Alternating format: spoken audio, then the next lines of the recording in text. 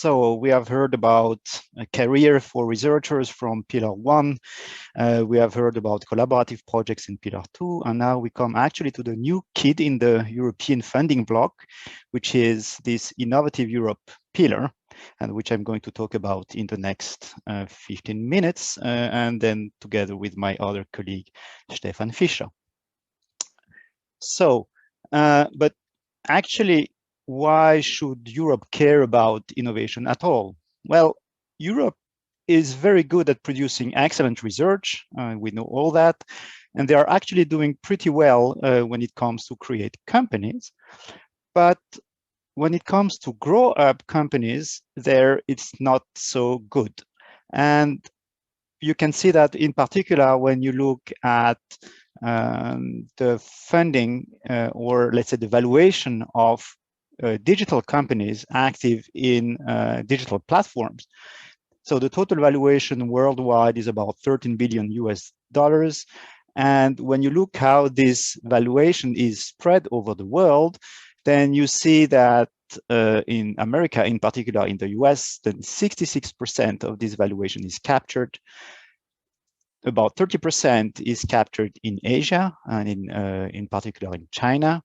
And then Europe is lagging way behind in this innovative ecosystem, in these innovative products, and they only capture 3% of this global valuation in innovative company on digital platforms. And this is precisely what the European Commission intends to fix with this pillar on Innovative Europe. Innovative Europe is here to fix this innovation deficit that you have on the continent. Now, how do they intend to do that? They intend to do that by, so we are on the Pillar 3, and they intend to do this in 3 tools or 3 parts. The first one is this European Innovation Council. This is the power horse of Pillar 3, and it has the ambition to do for innovation what over this last 7 years, 10 years, the European Innovation Council has been doing for research. So the European Innovation Council aims at doing for innovation what the European Research Council has been doing for research. There is a second element, which is the European Innovation Ecosystem, which will help the ecosystem of innovation to grow in Europe. And finally, there is a third element, which is the European Institute of Innovation and Technology. I will go through the 2 first of these elements, while my colleague, Stefan Fischer, will go through the European Institute of Innovation and Technology. So let's start and go right away to the European Innovation Council. So how Europe intends to push innovation among companies and in particular in startups in Europe with this European Innovation Council. Also here, 3 funding schemes. So the European Commission likes this number 3. So how they do that? The first element in this European Innovation Council will be the so-called European Innovation Accelerator. The European Innovation Accelerator is here to push ideas and products actually and services which are very close to the market. So they are about to enter the market. Now, these innovations are still too risky for standard investors to jump in these companies or in this product development. And this is where the European Commission wants to jump in to help these risky products to enter faster to the market by having an investment in the companies or providing grants to the development of these products and services. The second element is the EIC Pathfinder. The EIC Pathfinder is far away from the market. It's about developing technologies which are just coming out of the lab, out of new recent research results, and you can envision a potential disruptive impact on technology, on society, on services. Now, between an EIC Pathfinder projects or the results of the EIC Pathfinder project and the EIC accelerator, which is closer to the market, there is quite a big gap to develop the product and services. And the Commission intends to, the EIC will bridge this gap with the EIC transition scheme. So EIC transition scheme will take results from the EIC Pathfinder, but also from the EIC, the ERC proof of concept, and will move them closer to maturity, closer to the EIC accelerator scheme. EIC Pathfinder and EIC Transition are actually new names for schemes which were existing in the past under Horizon 2020. These are the so-called Future and Emerging Technology Programs, the FET programs you have heard about in this testimonial this morning. The EIC Accelerator is a new name for what was known as the SME instrument under Horizon 2020. You can plot these three schemes on a scale, which is the technology readiness level, which basically measures the maturity of the technology. The scale goes from basic research, technology readiness level 1, to technology readiness level 9, which is the commercial application. On the vertical axis here, I've plotted the size of the consortium you would have to need to build to apply to these different schemes. Now, on that scale, the accelerator goes from TRL 6 to TRL 9, and you can apply as a mono beneficiary. The scheme is only open to SMEs. On the lower TRL, again, close to the lab bench, you have the Pathfinder, where you can apply, depending on the setup, you can apply as individual or as consortia with 3 partners or even larger consortia. And again, between the Pathfinder at TRL up to 3 or 4, and before the accelerator, which starts at TRL 6, then you have this transition scheme in between. Again, the transition scheme is also open to the FET project. So you have results from a FET project that you want to mature towards TRL 6, but also, and this is new, to the ERC proof of concept scheme. In terms of dates or deadlines for the calls, these are going to be in May for the Pathfinder and in September for the transition.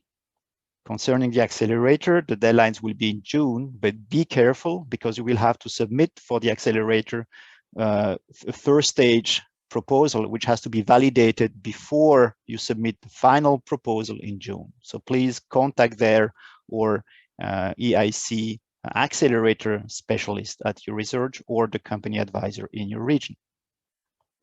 So that was for the EIC part of Pillar 3.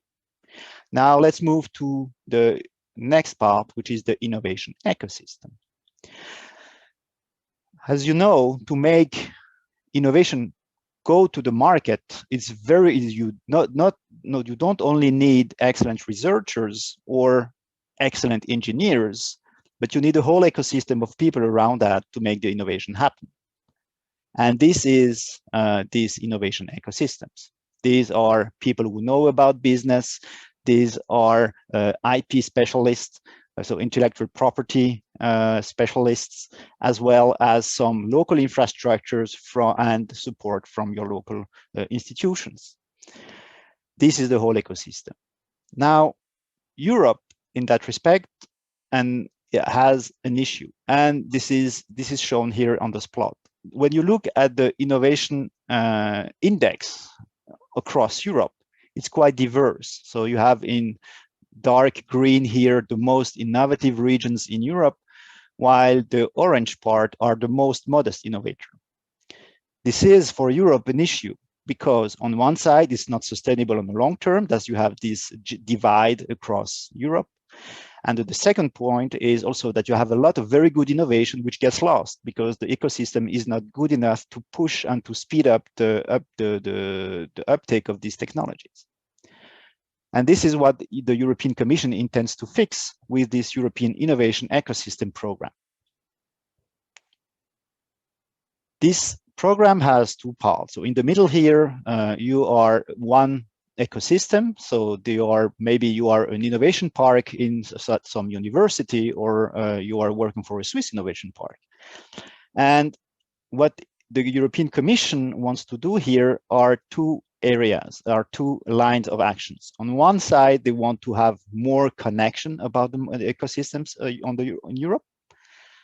On the other hand, they want to also have faster, stronger scale up at the local, at the regional level. One aim is, of course, for Europe to have also a smooth interoperability between what is done at the local scale, which Europe, it doesn't make sense that Europe acts at that level, but to have a smooth interoperability with what is happening at the European scale, so that you have a continuity between a local grant and the local infrastructure, and have a smooth interoperability to scale up at the European level. Let's look now through these two lines of activities. On the connect side, one activity will have to have all these local ecosystem to connect among us based on some common thematics. The second element is to have develop joint co-funding and co-programming, so to take advantage of the European scale of these ecosystems, and to have also to leverage the use of innovation procurement to have a faster access of innovation to the markets. It's very well known that procurements helps innovative company to acquire their first client and to make the first tests and first prototypes to going to the market. On the scale-up side, the European Commission will support a stronger and increasing their investment in the different regions. They will have also support a joint accelerator programs, so exchanging from one regional accelerator to the next accelerator, and have a joint programming initiative.